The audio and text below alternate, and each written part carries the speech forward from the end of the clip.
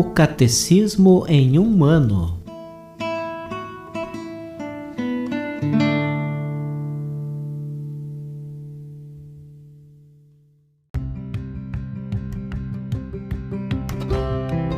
Olá, eu sou Yuri, seminarista da Diocese de Ponta Grossa, Paraná. Você está ouvindo o podcast O Catecismo em um ano. Vamos ler todo o Catecismo da Igreja Católica ao longo de 365 episódios.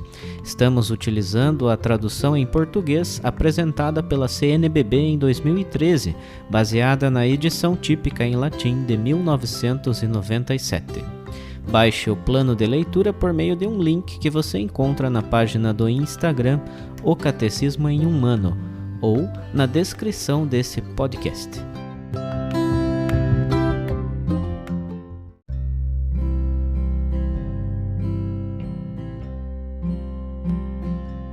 Chegamos ao dia 14 do nosso plano de leitura. Estamos na primeira parte do Catecismo, a profissão de fé. Dentro da primeira sessão, Eu creio, nós cremos. No capítulo 2 desta sessão, Deus vem ao encontro do homem. Hoje faremos a leitura dos números 88 a 100.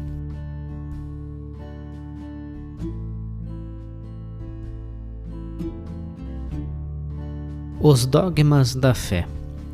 O magistério da Igreja empenha plenamente a autoridade que recebeu de Cristo quando define dogmas, isto é, quando, utilizando uma forma que obriga o povo cristão à adesão irrevogável da fé, propõe verdades contidas na revelação divina, ou verdades que com estas têm necessária conexão. Há uma conexão orgânica entre nossa vida espiritual e os dogmas. Os dogmas são luzes no caminho de nossa fé que o iluminam e tornam seguro.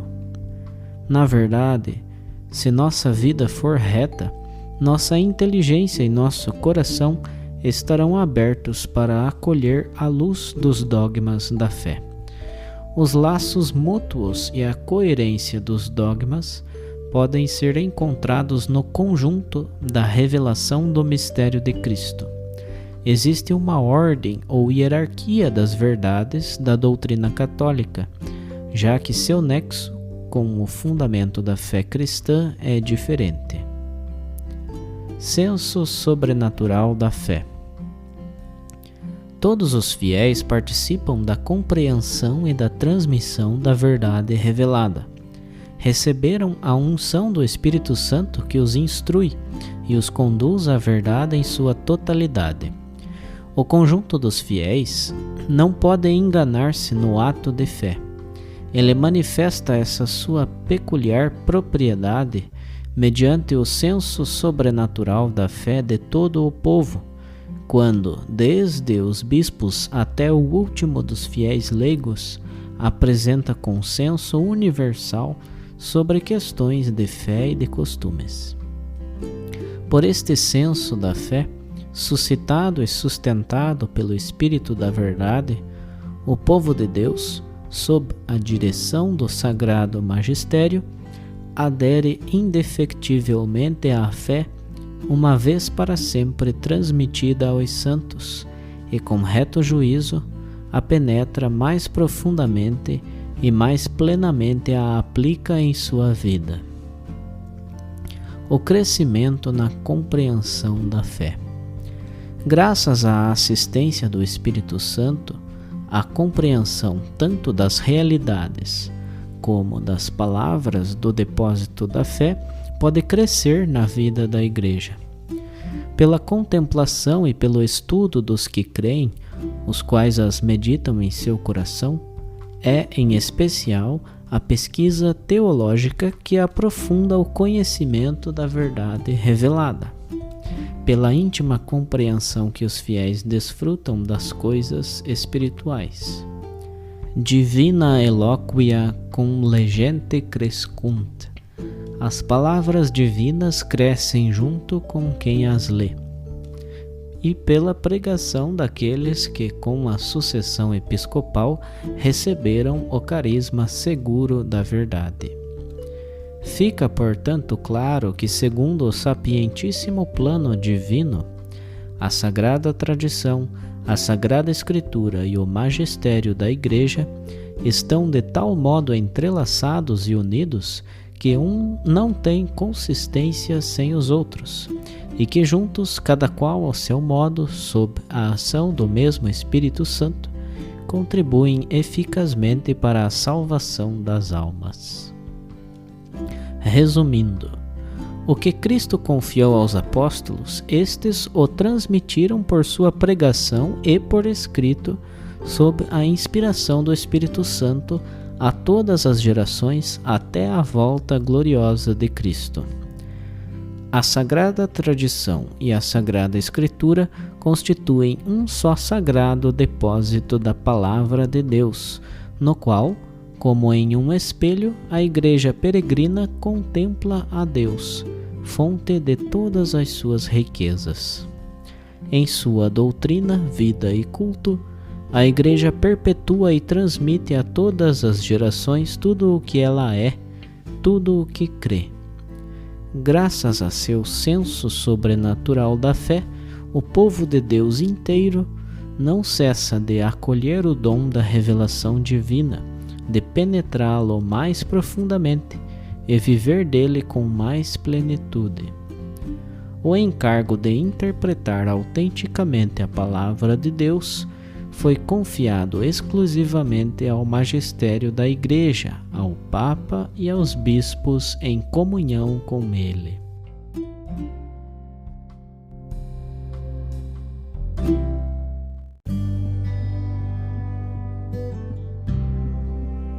Como um comentário adicional aos trechos do catecismo que acabamos de ouvir, vamos ler o texto de um discurso do Papa Bento XVI a uma comissão teológica sobre o tema do senso sobrenatural da fé.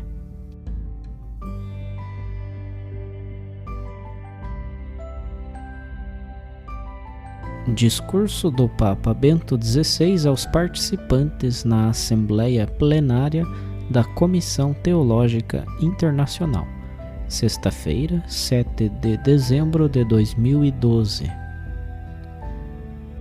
Venerados irmãos no episcopado e no sacerdócio, ilustres professores, exprimo o meu apreço pela mensagem que redigistes por ocasião do Ano da Fé.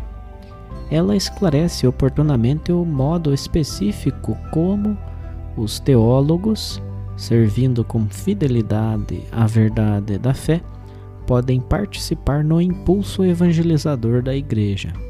Reconhecendo a vitalidade e a variedade da teologia depois do Concílio Vaticano II, esta mensagem procura apresentar, por assim dizer, o código genético da teologia católica, ou seja, os princípios que definem a sua própria identidade e, por conseguinte, garantem a sua unidade na diversidade das suas realizações.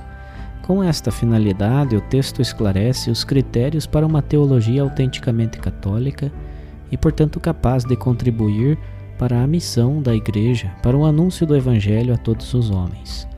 Num contexto cultural onde alguns são tentados ou a privar a teologia de um estatuto acadêmico por causa do seu vínculo intrínseco com a fé, ou a prescindir da dimensão crente e confessional da teologia, com o risco de a confundir e de a reduzir às ciências religiosas, o vosso documento recorda de modo oportuno que a teologia é inseparavelmente confessional e racional, e que a sua presença no interior da instituição universitária garante ou deveria garantir uma visão ampla e integral da própria razão humana.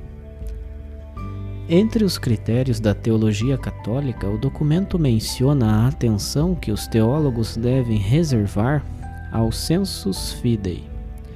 É muito útil que a vossa comissão se tenha concentrado também sobre este tema, que é de importância particular para a reflexão acerca da fé e para a vida da Igreja. O Concílio Vaticano II, reiterando o papel específico e insubstituível que compete ao magistério, ressaltou, no entanto, que o conjunto do povo de Deus participa da missão profética de Cristo, realizando assim o desejo inspirado expresso por Moisés. Quisera Deus que todo o povo do Senhor profetizasse e que o Senhor lhe desse o seu Espírito. Números, capítulo 11, versículo 29. A este propósito, a Constituição Dogmática Lumen Gentium ensina: a totalidade dos fiéis que receberam a unção do Espírito Santo não pode enganar-se na fé, e esta sua propriedade peculiar manifesta-se por meio do sentir sobrenatural da fé de todo o povo, quando este, desde os bispos até ao último dos leigos fiéis, manifesta o consenso universal em matéria de fé e de moral. Este dom, o sensus fidei, constitui, no fiel, uma espécie de instinto sobrenatural que tem uma conaturalidade vital com o próprio objeto da fé. Observemos que precisamente os simples fiéis trazem consigo esta certeza, esta segurança do sentido da fé. O sensus fidei é um critério para discernir se uma verdade pertence ou não ao depósito vivo da tradição apostólica. Apresenta também um valor propositivo, porque o Espírito Santo não cessa de falar às igrejas e de as orientar para toda a verdade.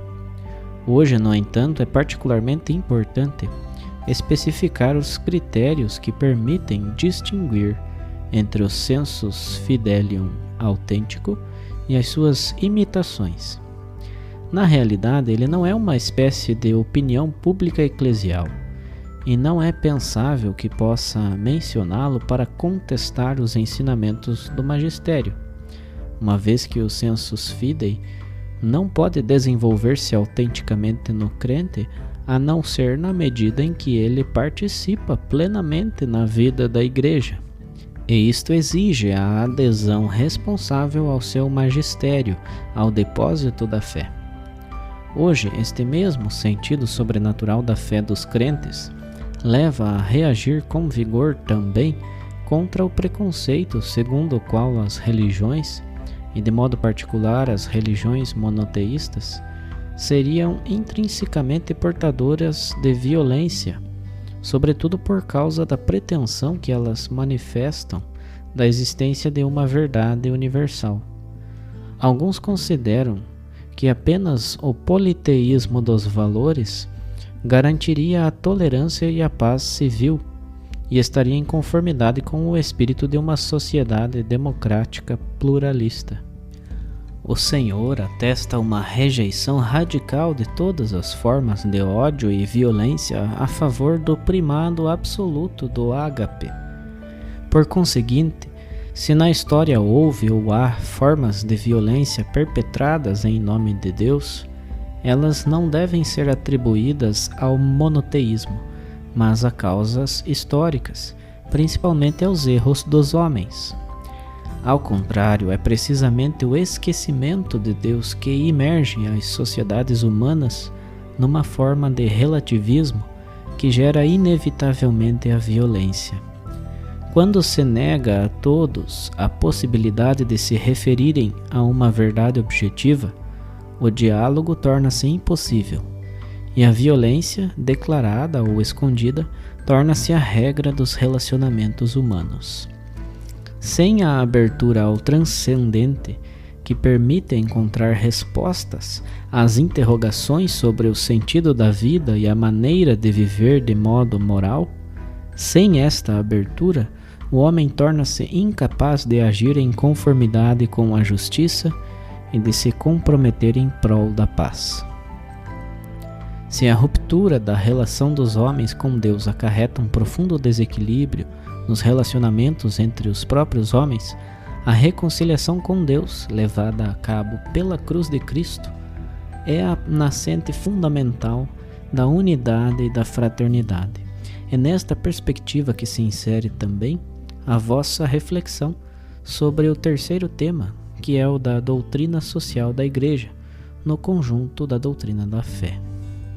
Ela confirma que a doutrina social não constitui um acréscimo extrínseco, mas, sem descuidar a contribuição de uma filosofia social, extrai os seus princípios fundamentais das fontes da própria fé.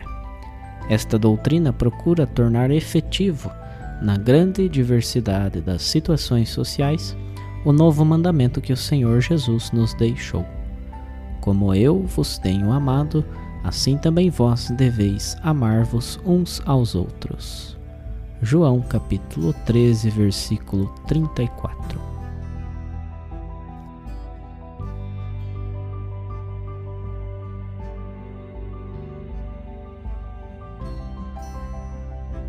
Os textos dos discursos papais encontram-se na íntegra no site da Santa Sé, vatican.va.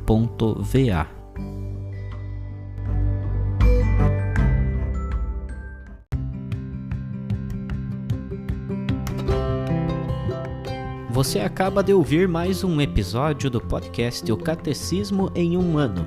Continue nesse bom propósito de aprofundar o conhecimento e a vivência da fé católica e procure participar da sua comunidade. Rezemos por todos que estão fazendo esse caminho de leitura do Catecismo. Até amanhã!